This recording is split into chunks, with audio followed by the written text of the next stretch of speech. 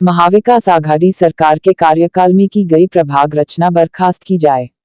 माजी मंत्री व विधायक चंद्रशेखर बावनकुले इन्होंने चुनाव आयोग को किया निवेदन। बावनकुले ने कहा कि महाविकास आघाड़ी सरकार के कार्यकाल में सरकार में रहे स्थानीय मंत्रियों ने दबाव बनाकर मनपा, नगरपालिका, जिला परिषद, नगर पंचायत में नियम के बाहर वार्ड और प्रभाग रचना की गई।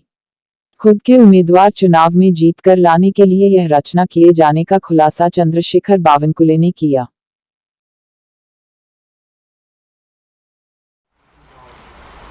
महाराष्ट्र में जो आने वाले चुनाव है, नगरपालिका, नगर पंचायत, महानगर पालिका, जिला परिषद के, पंचायत समिति के, ग्राम पंचायत के, उस चुनाव के लिए जो वार्ड रचनाएं, प्रभाग रचनाएं की गई है वो सदोष है।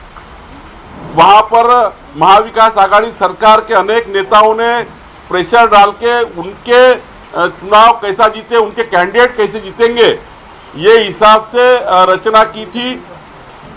कई ऑब्जेक्शन आए थे, कई सजेशन आए थे, लेकिन कोई फायदा नहीं हुआ, वो सुने नहीं गए। और ये प्रभाग रचना अगर अंतिम हुई, जिला परिषद की जो रचना अंतिम हुई, तो बहुत अन्याय होने वाला है। चुनाव के जो कायदा है, एक्ट है, उसके खिलाफ ये प्रभाग रचना हुई है। हम चुनाव आयोग को आज मांग कर रहे हैं कि सारे चुनाव लगाने के पहले जो गलत हुआ है वो उसको दुरुस्त करे, जो गलत हुआ उसको दुरुस्त करे और दोबारा प्रभाग रचना की व्यवस्थाएं खड़ी करे।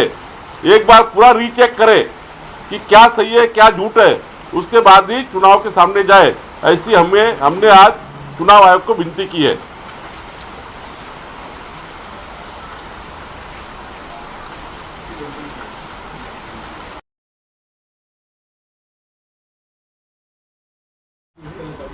माननीय प्रधानमंत्री मोदी जी, इनके बारे में कांग्रेस के मोर्चा में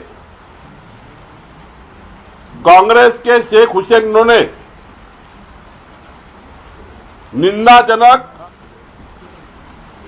टिप्पणियां की थी। उनके व्यक्तिगत चारित्र्य पर हनन होगा ऐसा वक्तव्य किया था।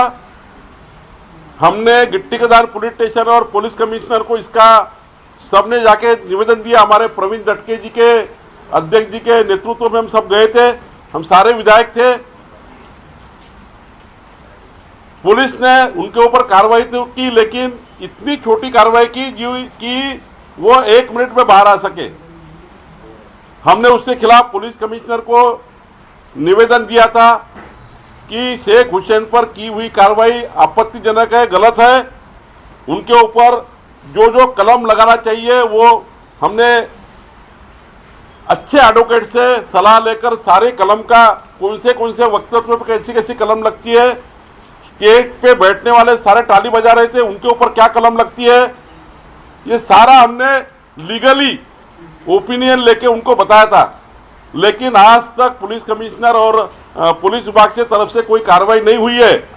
हम फिर एक बार पुलिस कमिश्नर से आज विनती करने वाले हैं कि शेख हुसैन इनके ऊपर कड़ी कार्रवाई करनी चाहिए। स्टेज पे जिन जिन लोगों ने ताली बजाई थी उनके ऊपर कार्रवाई करनी चाहिए।